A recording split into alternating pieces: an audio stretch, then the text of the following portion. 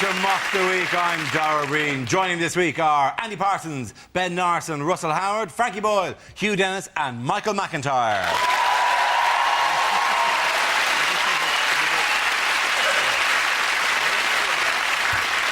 OK, we start with headliners. Here's a picture of Lib Dem leader Sir Mingus Campbell at his party conference in Brighton. But what does PMOC stand for? Is it the Lib Dem leadership options? You've got pissed man or corpse. Is it please, memory old, can't...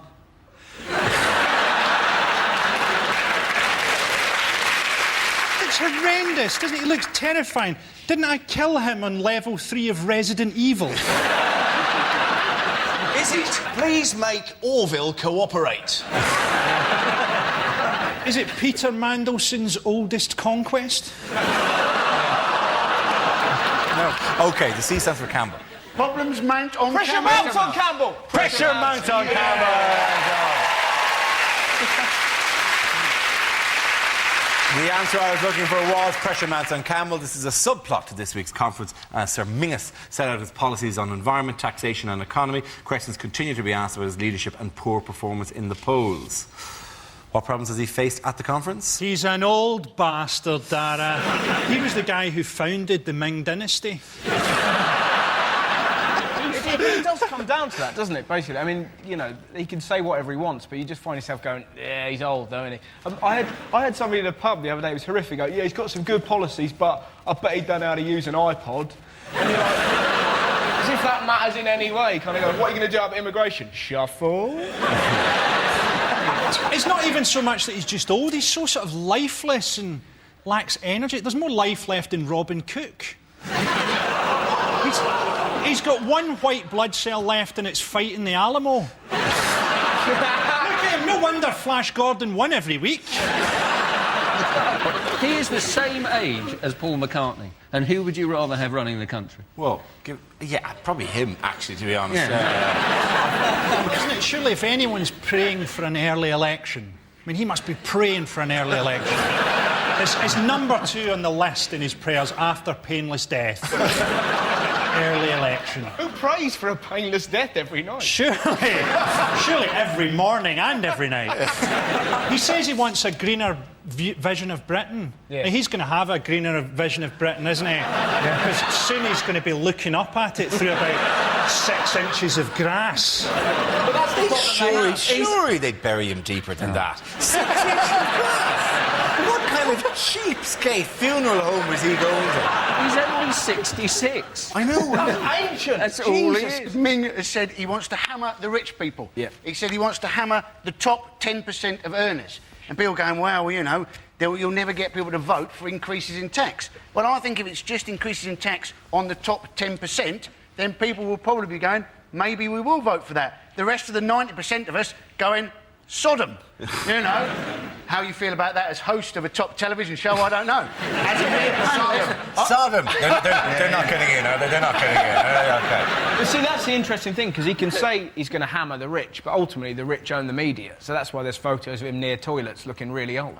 So there's absolutely no chance of That him photo winning. near a toilet, by the way, was probably the most famous shot. there you go. This is the shot you're going to see everywhere with regards to the Liberal. Him just pointing at a toilet. And pointing at a toilet and combined exercise machine, where you can clearly sit down and isolate your pecs.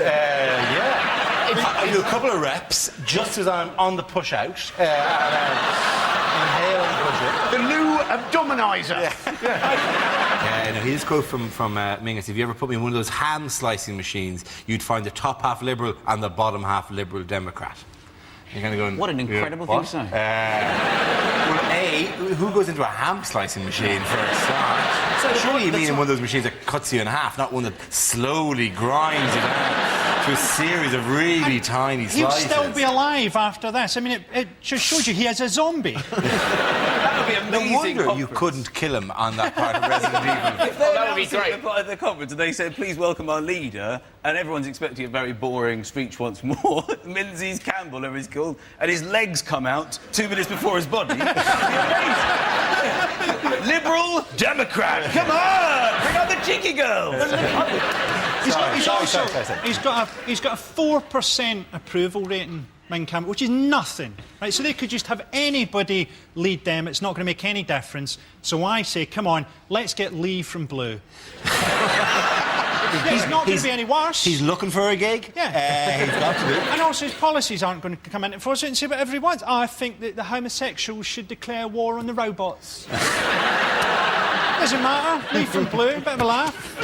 And also his name is very odd. His name is Mingus. Mingus, yes. Scots. Yeah, Mingus. Yeah, but it's pronounced... It's spelled M-E-N-Z-I-E-S. Yes. Well, why are you looking at me like I'm insane? He's got a That's weird name. Menzies. Menzies. Yeah. John Menzies. But apparently... Menzies. People don't go, let's go to John Mingus. They don't do it. But what's he do? Martina Hingis. Martina Hengis. Why are you still looking at me like I'm not making sense? It's a G, not a Z. Because I'm waiting It's to a Z, turn not on a me G. and my crazy ethnic name. When they were growing, Sensation. it's Men Z. That's not G. When they were growing, there's fundamentally something wrong with this man. He can't speak. He doesn't understand his own name. When he was growing up, hello, Ming, shall we go to the Goo and see the Gebra? What are they talking about? Should we catch Gulu Dawn and maybe get to Ginger Burger? It's a nonsense. In fact, you should pronounce it John Mingus. Apparently, it's to do with a defunct Scottish letter Zog. Yeah, you couldn't make that sort of crap up, could you? It shows you how boring the Liberal Democrats are. It's more interesting to talk about the defunct letter Zog. How does a letter become defunct? And if you're We didn't using need it. Yeah. We had enough of Zog. All right. What's going on here? Big conga. They're in a massive conga. That is a queue outside Northern Rock, somewhere where there's a Northern Rock. That is a cue, yes. Old people, Yeah. because they're the only ones with savings, and they've got more money than anybody knew. How much money have these badly dressed old people who send you £1 for your birthday? It's unbelievable. I get a little cut. I get a cheque for £10 from my grandmother, and look at these people. It's unbelievable. Well, I've got £1.2 million in there. Buy yourself a new fleece. Look at the state of it. It's unbelievable. They are homeless people. And they say, I'm worried I'm going to lose everything. You should be more worried about announcing on national television that you've got £1 million in your tartan trolley bag. There are homeless people going, can you spare me any change? No, only got cash. 1.2 million. And the thing is, they're now wandering about northern town centres with all this cash, so everything else is falling, but the values of Greggs must be going through the roof.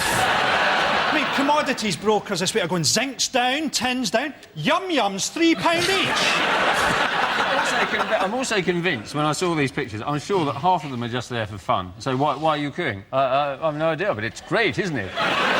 Did somebody on the news? Yeah. That looks like fun. Let's have a bit of that. Oh, and what now? The banker backing our money will be able to queue to put it back in again. It was quite impressive because this is how you as a nation panic. You line up in an orderly fashion and wait for 8 days to get a draft. It's impressive. Like. They're taking little chairs. You see footage of like a Latin American bank collapse and there's people like picking up bins and throwing them to a window. That's how it was in I think it was Argentina the last time the bank collapsed. None of that up in northern towns. It's all like, yes, well, you know, we've been here all morning. It's been very pleasant actually. Before we move on, can I just say this picture is far sadder than any of us have realised because this woman at the back in the red dress is paying £8 in. My favourite story was apparently Newcastle United are sponsored by Northern Rock. They are. Yeah. I'm looking forward to the chance come Saturday. You know, you only sing when you're queuing. Where's your money gone? Where's your money gone? You're going down with the Alliance in Leicester.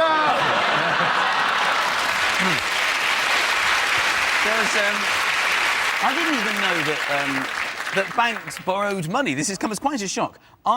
You go to your bank, you borrow money, you expect that institution to be giving you money. It comes as quite a shock to me that people are in there going, can I borrow £5,000? And then they're going, just bear with me. You know when they always get up and they go away? They're on the phone in the back going, is that Ocean Finance? I'd like to borrow £5,000. Yes, I am a homeowner. At the end of that round, the points go to Frankie, Hugh and Michael.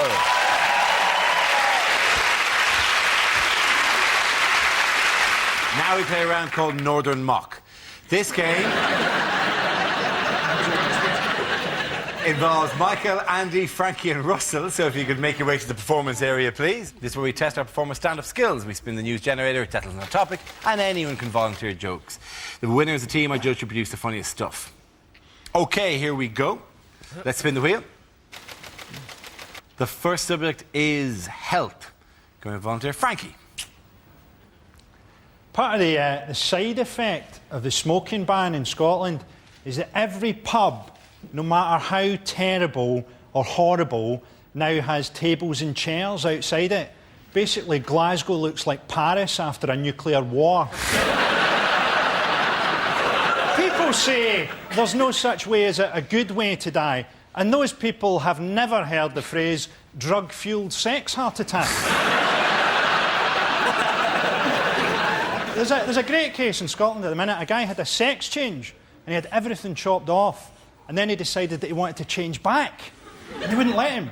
So he went to the European Court and they said, OK, you can change back. Now he's changed his mind again. Wants to stay as he is. Typical woman. Frankie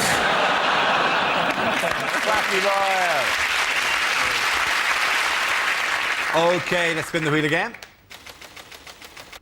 The subject is the West Country. Who?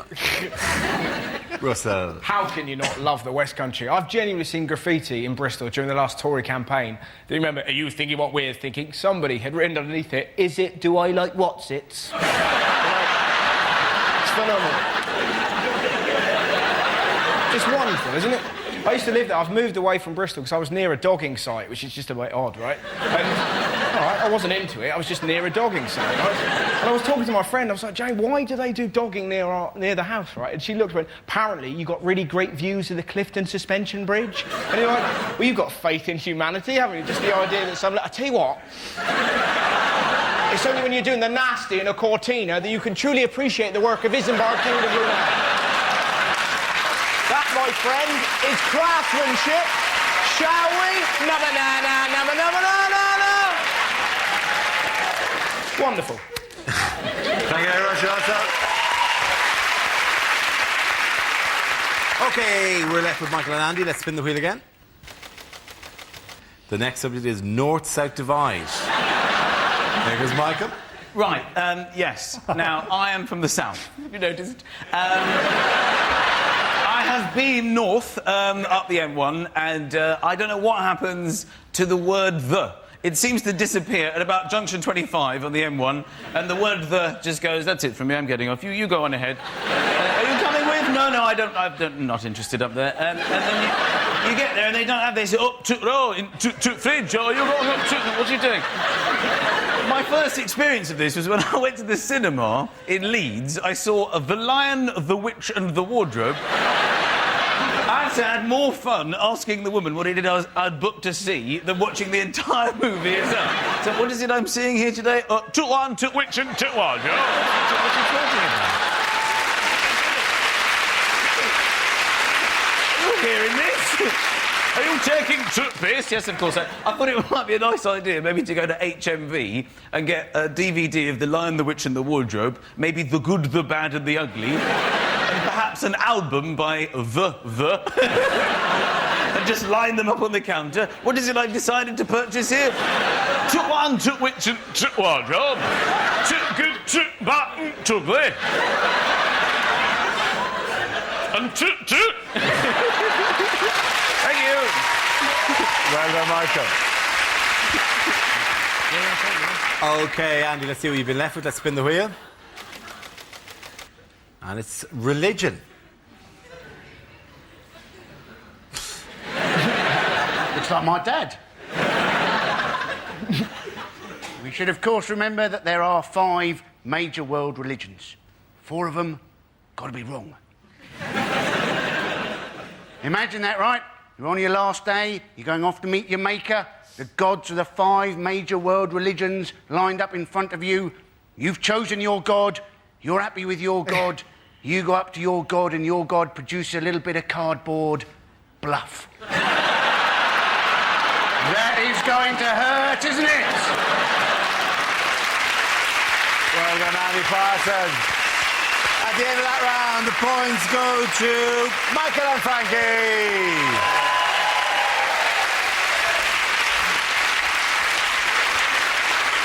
The next round is called If This Is the Answer, What is the Question? On the board are 6 categories. Michael, which category would you like? I would like the category of crime, please, Dara. OK. Crime it is. The answer is 25 pence. What is the question? What is the British name for American rapper 50 Cent? Is it how much did Ming Campbell pay for his first flat? If Angelina Jolie looks $1 million, what does Amy Winehouse look like?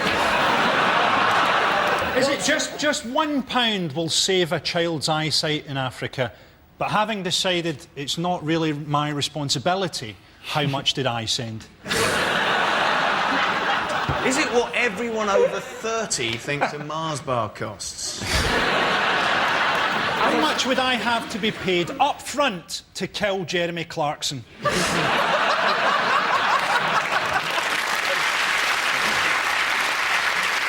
What fee guarantees Dean Gaffney's appearance at a party? What's top prize on Romanian Deal or No Deal? Can I just take the box?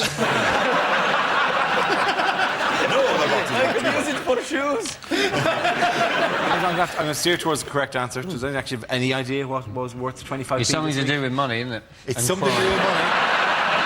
It's to do with the real cost of something that was... It was Viagra. Absolutely right. Yes, the question I was looking for...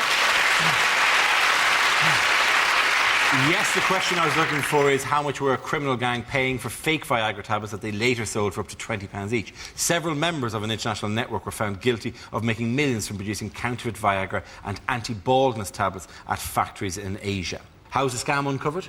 Yeah, it's it's ridiculous. It doesn't grow your bloody hair back. It was uncovered by excellent work from Customs and Excise, apparently, whereas it should have been uncovered by someone going, hang on a minute, I'm sure something's meant to happen. I took Viagra once. I took Viagra and I had a hard-on for so long I had to give it its own shelf in the fridge. Did anyone see the News 24 reaction? It was fantastic, because it just came out, news just in, and they found out about the Viagra case, and it was brilliant, because they were doing little puns. They were generally kind of going, I bet that's a hard case. They'll get a stiff sentence, and then you could genuinely see they obviously got a word in their ear, and they went, yeah, OK. Why? If you set up a counterfeit Viagra ring in which you basically spam people and say, I've got Viagra for you, why bother making... like dodgy pills? Why bother making them at all? Just send them nothing. They're still not going to complain. Like, if they're not going to complain when the pills didn't work, they're also not going to write and go, I sent away to your company via Viagra pills and now I didn't seem to receive any. It's now apparently the biggest selling drug in the world. And apparently, us boys, we think about sex once every 6 seconds. Now, that might be true some of the time, mightn't it? But it's not actually true when we're having sex, is it? We're trying to think of everything apart from sex. Traffic accidents, mortgage repayments. John Prescott, that's my own particular favourite. But you know when you're shagging away, right, and you've got this mental image of, say, John Prescott, and you're trying desperately not to get overexcited, and you do get overexcited, you feel dirty, don't you? Do you know what, Andy? Next time, I'm going to be thinking of you, thinking of John Prescott. You'll feel dirty. It's great we've got a drug to help old people have sex, isn't it? I love old people who've got that little twinkle in their eye, you know, and you're there playing Scrabble with your grandparents, and your grandpa puts down Viagra on a double word score and just goes... I wonder about that old woman that gave birth at 63. Yeah. Because that baby can't have had to force its way out. Every time she went for a shit, it probably had to brace itself.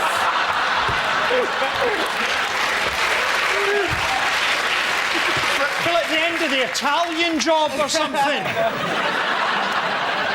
Which former American hero is in trouble again? Batman. It's O.J. Simpson. He's completely mental.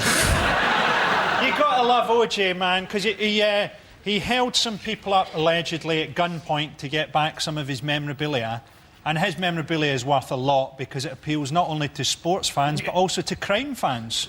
There is actually, it panned across some of his memorabilia, and there's American footballs that are signed, and there are like jerseys that are signed, and there's photograph of him in court at his own murder trial that he signed in order to be sold for memorabilia purposes. What does he worry about that? Keep smiling, O.J. Simpson. And picture of him in the gloves. It's a pity they've done away with Celebrity Big Brother, isn't it? Because he'd have been brilliant on that. Day 63, O.J. is painting a version of the Guernica using the intestines of Charlie from Busters. You wrote a book it was like a year ago entitled If I Did It. Yeah. Which is basically, if I did kill her, this is how I would have done it. And you're like, gee, who's his PR? Charles Manson? The book has been released, but not by him. By Murdoch, the rights to the book, If I Did It, How I Would Have Killed Ron Goldman and My Former Wife, was won in a bankruptcy case by the Goldman family. Oh, really? Who then released it with a cover of a big picture of him and the words, I did it, with the word if in minuscule letters. And they've sold 150,000 copies in the first 2 days of release. Maybe that's See, what the thing is, he was in the hotel for a wedding. Who invites O.J. Simpson to their wedding? He just jumped out. He killed his fucking wife. Maybe he just jumped out of the cake.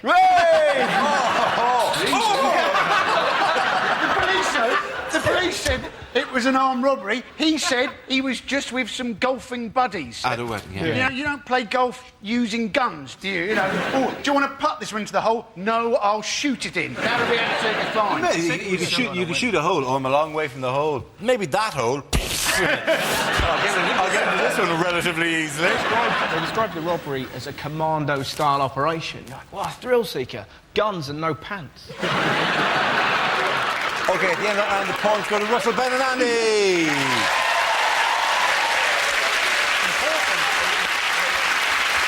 Our next round is called Newsreel. We play in a recent piece of footage featuring people in the news and ask Hugh to suggest what might be being said. This week's clip features David Cameron and William Hague. Good morning, I'm David Cameron, a.k.a. Mr Popular, winner of the 2007 Tony Blair Sound-alike competition. Not to worry, we have lots of policies. William, thank you very much. And the first policy I would like to introduce is that all bald men should cast 2 separate shadows. Well, those weren't the policies I was after, really. I was thinking more about the policy of beating children to within an inch of their lives and locking immigrants in Harry Potter's fictional prison of Azkaban. Could you... No, I can't. Because what is a policy on immigration compared with a shadow that can do that? When you move across the room, I'm good with shadows. I can use my hand. At the moment, I am doing a flapping bird. Bollocks. I will now continue with a series of impressions. See if you can guess who this one is. Now then. The band was just around the corner of your mind, ladies and gentlemen. Shawada. Look, nobody wants you to do impressions, William. People don't want you to be Jimmy Savile. People don't want you to be the Terminator. We want policies. The Terminator. Ah, interesting. I am the Terminator. Sent from the future to screw up your electoral chances. Well done,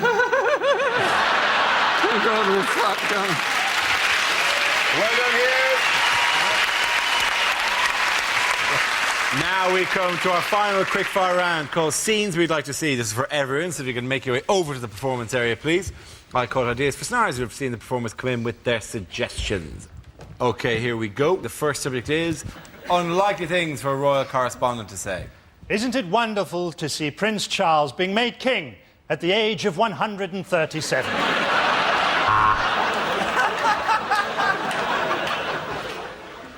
And the Queen there majestically taking her place in the queue to withdraw her savings from Northern Rock.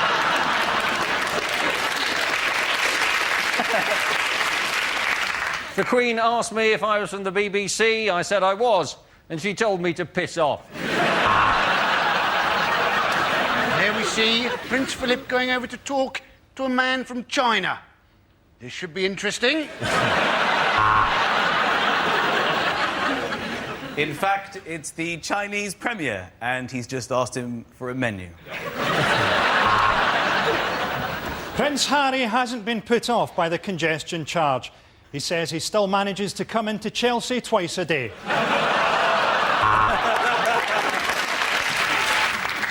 the crowd are absolutely loving this event. The night sky is dancing with light. Yes, the Queen set fire to Windsor Castle again. It's great to see the whole family waving from the balcony through the sights of my AK-47.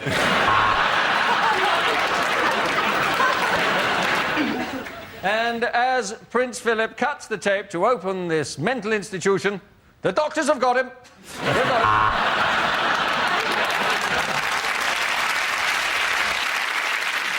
The next topic is what a rugby commentator would never say. Oh, and he skipped through the defence, and that's lucky, because if these South Sea Islanders catch you, they eat you. It's time for the scrum where the players can have a quick kiss and exchange phone numbers. And it's the coin toss, and Johnny Wilkinson has sprained his thumb. And that is a massive tackle. I wish mine was like that. Not everyone's been able to get tickets for this World Cup final, and we know a lot of you are watching at home. So hello to you, the England team. Oh, and it's bad news for New Zealand. Rugby doesn't matter.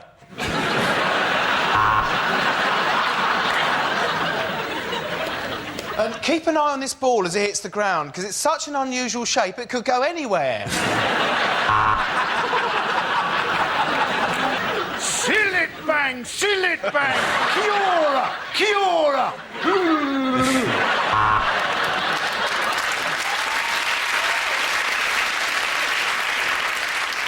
All pretence has been abandoned as both teams take to the field naked, covered in lubricant, to the sound of pounding techno. Thick muscular necks, broken noses and powerful thighs. The rugby wives are minging. This young man has a brilliant playing career ahead of him, followed by a bleak career as an after-dinner speaker before his suicide at 40. Well, he is in many ways the perfect fly half. Legs of a human, torso of a blue bottle.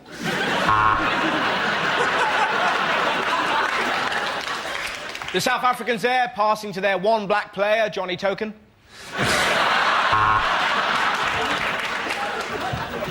So it's England versus Samoa, a team of rank amateurs against Samoa. That's it, ladies and gentlemen. The points go to Russell, Ben and Andy.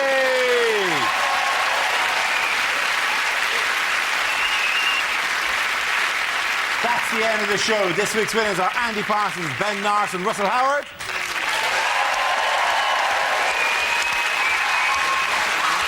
Commiserations of Frankie Boyle, Hugh Dennis and Michael McIntyre. Thank you for watching. We'll see you next week for the last in series with a special show. Till then, I'm Dara. Good night. Call a character witness who can't stand you. Tommy Saxondale's idea of defending himself in court next tonight.